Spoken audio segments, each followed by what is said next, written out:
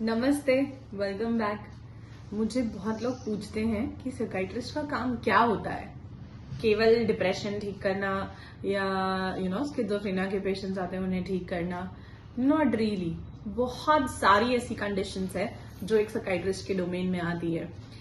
For example, substance abuse disorders या substance dependence, यानी क्या, एडिक्शन की बीमारियां, लत की बीमारियां।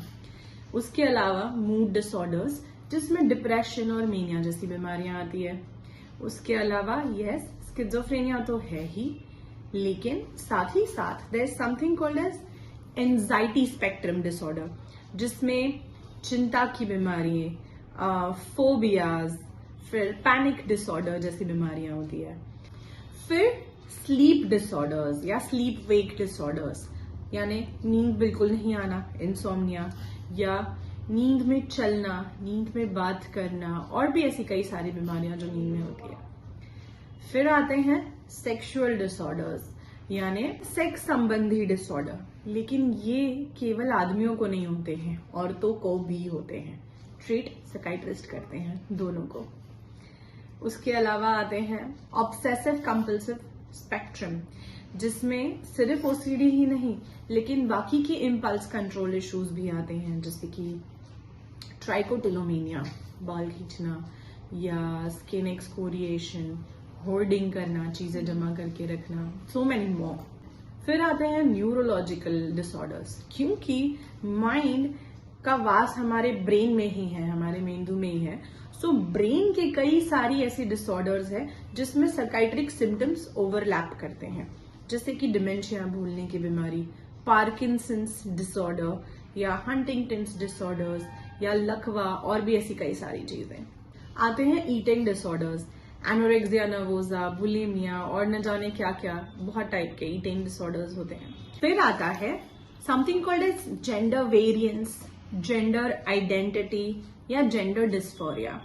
मतलब क्या, वो लोग जो अपनी प्राकृतिक लिंग से अपनी लैंगिक पहचान मेल नहीं कर पाते, meaning the people don't identify with the same biological gender जो नेचुरली असाइंड है, but they identify as some other gender. Then trauma and abuse से रिलेटेड डिसऑर्डर्स, जैसे कि जो सोल्जर्स में देखने मिलता है, वॉर को गए हुए इंडिविजुअल्स या रेफ्यूजीज या इवन रेप विक्टिम्स या बच्चे जिनको अब्यूज किया गया हो सेक्सुअली या इमोशनली या फिजिकली।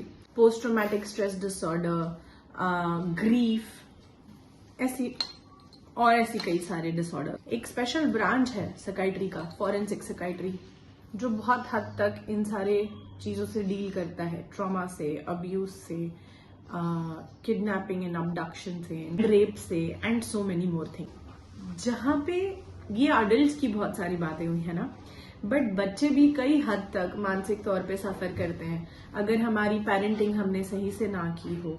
हमारी पेरेंटिंग के बहुत सारे तरीके होते हैं जो आपको काउंसलर्स और साइकियाट्रिस्ट सिखा सकते हैं, लेकिन बच्चों में स्कूल जाने से हिचकिचाहट, स्कूल जाने से डर, स्कूल में बुली किया जाना, डिप्रेशन, एंजाइटी बच्चों को भी होती है।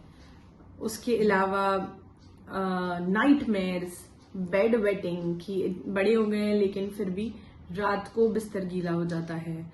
उसके अलावा ADHD यानी अति चंचलता की बीमारी, या ऑटिज्म जिसे हम बोलते हैं, या लर्निंग डिसेबिलिटीज, और भी कई सारी ऐसी तकलीफें इवन बच्चों को होती है।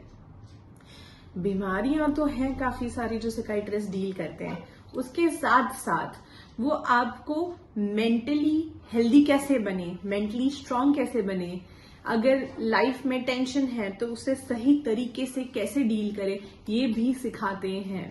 Anger management, stress management, coping styles, emotional intelligence, couples therapy, marital therapy, sex therapy, और भी बहुत सारी ऐसी थेरेपीज, कॉग्निटिव बिहेवियरल थेरेपी, और न जाने बहुत सारी चीजें come under the domain of a psychiatrist, a trained mental health professional. तो सिर्फ बीमारी हो तभी साइकियाट्रिस्ट के पास जाना ऐसा जरूरी नहीं है। आपको अगर कुछ चीज सीखनी है आपके मन को सुधारने के लिए, आप फिर भी उनको मिल सकते हो।